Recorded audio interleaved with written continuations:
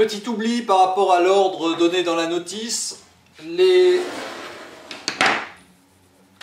y a 2 vis encore à monter sur les plaques en stratifié compact. Une vis de 65 et une vis de 60, avec à chaque fois une rondelle moyenne et un écrou standard de 5. Sur ce chariot, ça va être la vis de 60, 5 par 60.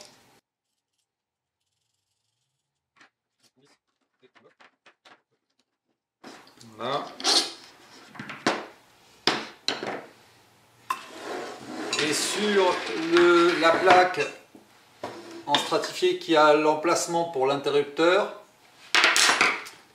la vis se glisse dans le trou en dessous, comme ça.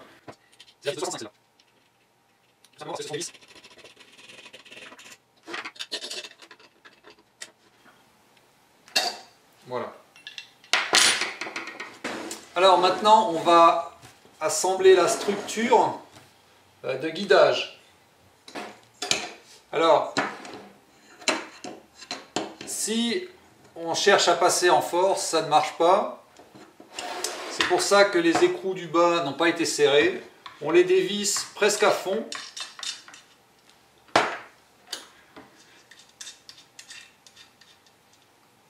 Ensuite, on enfile les écrous, les roulements du haut et les roulements du bas. Et on revisse les écrous.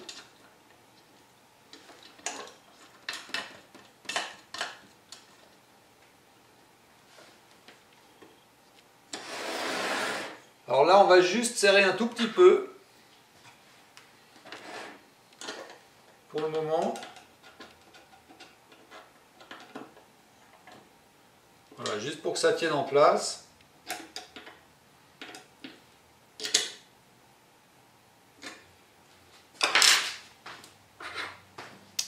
Et ensuite, on utilisera la clé plate spéciale, très étroite, qui est fournie dans le kit, pour régler le jeu. On peut par exemple se retourner, et on voit bien que là, pour l'instant, le jeu n'est pas bon. Le problème, c'est qu'avec l'excentrique, on est relativement puissant. Donc, il faut y aller tout doucement pour ne pas marquer le rail. Et c'est pas grave s'il reste un peu de jeu. On peut se permettre d'avoir un peu de jeu, surtout à ce niveau-là. On pourra toujours corriger après. Donc là, ce qu'on va faire, c'est que les marques bleues, on va les faire passer vers l'extérieur pour toujours pouvoir les voir facilement. Donc, on fait tourner l'excentrique tout en centrant le rail. Ça fait descendre le roulement.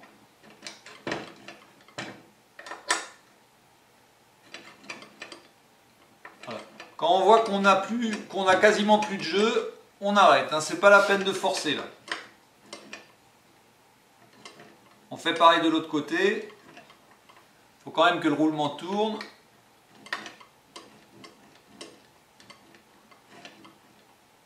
Voilà. Le roulement tourne, celui-là aussi il tourne, on est pas mal. Alors, ce que je vais faire, c'est que je vais défaire un tout petit peu. Je vais enlever un peu mon jeu. Voilà. Ce roulement-là, il tourne carrément plus, si un tout petit peu, mais je peux le faire tourner à la main, donc c'est bon. Là aussi, je peux le faire tourner à la main et je vais serrer un peu plus. Voilà. Voilà, je serre. Alors, faire attention, quand on serre, ça peut rabattre le roulement. C'est pour ça que j'ai écarté d'abord un peu avant de serrer. Donc là, on a encore du jeu. Mais les deux roulements commencent à tourner. On va laisser comme ça pour l'instant. Hein, pour pas forcer sur la structure. On corrigera ça une fois qu'on aura monté l'autre côté et qu'on sera sur le plateau. Donc le triangle droit, symétrique, et on passe de côté. On est fait. Les mouvements, on en là, on garde en haut, et on revisse. On serre très légèrement, pour se déplacer, et on garde les excentriques. Voilà.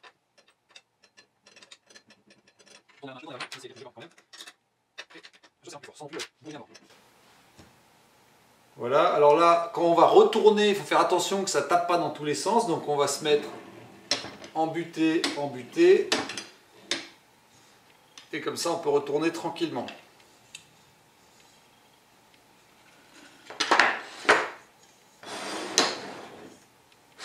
Voilà. On a... Et cette structure maintenant, on va la mettre sur le plateau. Lorsque vous l'avez acheté, vous vous êtes assuré qu'il avait bien la même largeur que la longueur de ces profilés-là. Et ça, c'est expliqué dans la notice. Donc là, comme j'ai un côté qui n'est pas serré, hein, là, mes triangles ne sont pas serrés, ça va rentrer facilement. Donc, je viens embuter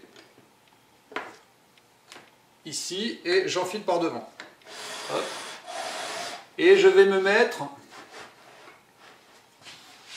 à 2 mm du bord du plateau.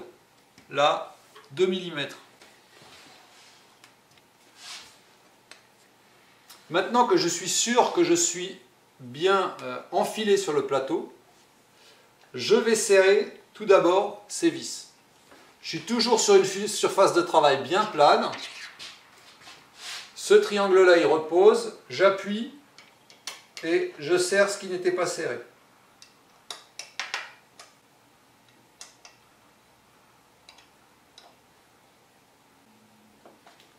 Pareil de l'autre côté, j'appuie, je serre. Donc 2 mm, voilà. Là, on va fixer les triangles en inox dans le plateau. Avant ça, on fait un peu rouler le portique. Pourquoi? Tout simplement pour faire bouger, pour mettre en place les triangles. Donc, comment on va faire? On va commencer par exemple par les triangles de devant. Pour ça, je vais au bord, je prends une perceuse avec un foret de 2,5 de diamètre. On va mettre des vis à bois de 4 x 40. Donc je peux sortir mon foret de 40 mm.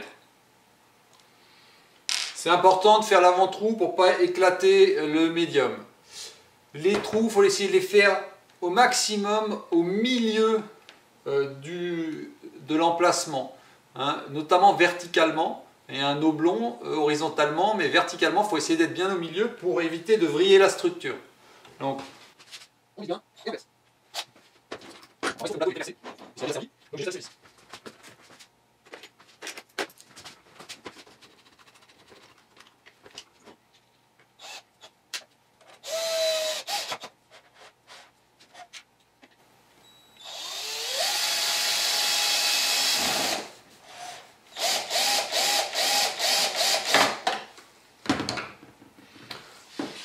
Alors je finis de serrer à la main pour avoir un bon feeling. Voilà. Pour l'instant, j'ai fixé uniquement ce triangle dans le plateau. Ce que je vais faire maintenant, pour garantir le bon écartement du triangle suivant, donc je ramène le chariot tout contre ce côté. Et en maintenant le chariot en place, le portique en place, je vais mettre mes deux autres vis.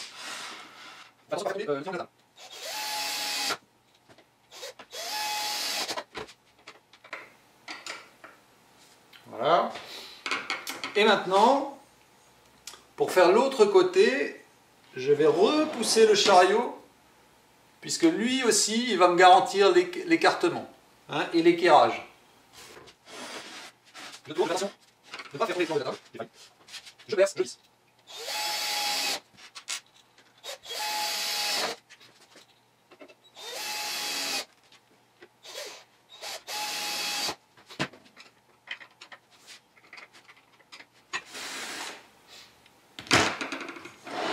Voilà, on a toujours un guidage qui fonctionne bien.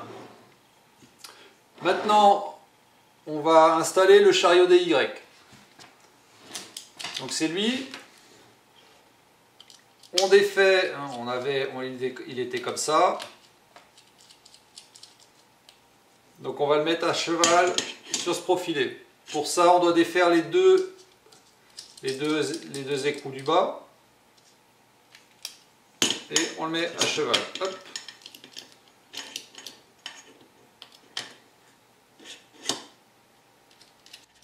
On fait attention à ce que les excentriques soient bien vers là. On fait un premier petit serrage, sans forcer, juste on glisse le pied de droite. Et avec la clé spéciale, on règle le jeu. On écarte en plein extérieur les excentriques.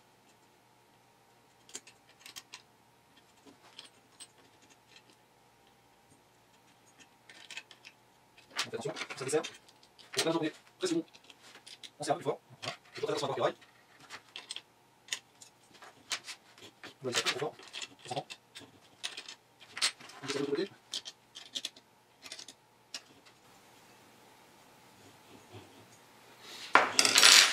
Donc là on est bien, on peut le faire tourner un peu à la main, ça va, il glisse encore, là aussi.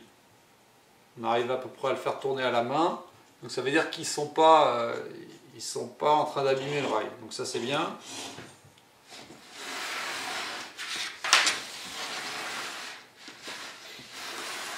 De l'autre côté, vous avez le roulement du milieu. Normalement, vous pouvez le faire tourner librement. En fait, lui, il est un tout petit peu plus haut que les deux autres. Hein, les trois ne touchent pas. Celui du milieu ne touche pas. C'est ces deux-là qui touchent. C'est normal. Lui, il sert juste au renvoi de la courroie après. Donc, on va maintenant finir de régler le jeu des écrous du bas. Hein, je les ai serrés. Je peux maintenant finir de régler le jeu. Voilà. Donc là, j'ai un guidage un peu ferme. Hein, comme tout à l'heure, je le rôde un peu. Et ça fonctionne.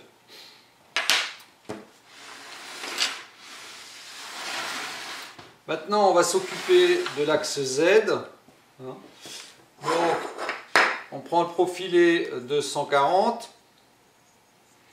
Alors il a un côté qui est taraudé et un côté qui n'est pas taraudé. Le côté qui est taraudé va aller vers le bas.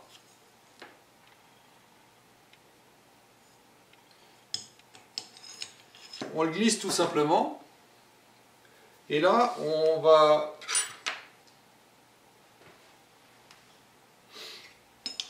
d'abord commencer à compenser un tout petit peu le jeu.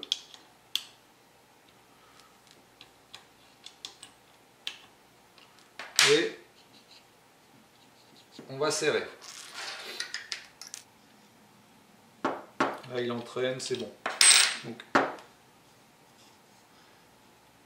mais si on tient avec force, on arrive quand même à le faire glisser, donc c'est bon, on n'est pas trop fort. Et là, on n'a plus de jeu, mais par contre, on peut encore faire glisser le roulement sur le rail, hein, avec les doigts. Si vous n'arrivez plus à le faire glisser, là, vous sentez que vous avez vraiment serré trop fort. Il vaut mieux y aller doucement et resserrer plus tard. C'est vraiment important. Voilà. Donc là c'est pratique, on peut le sortir pour travailler dessus. Voilà, la partie guidage et réglage des jeux est faite. Il va falloir maintenant monter l'axe Z, monter les moteurs et câbler tout ça.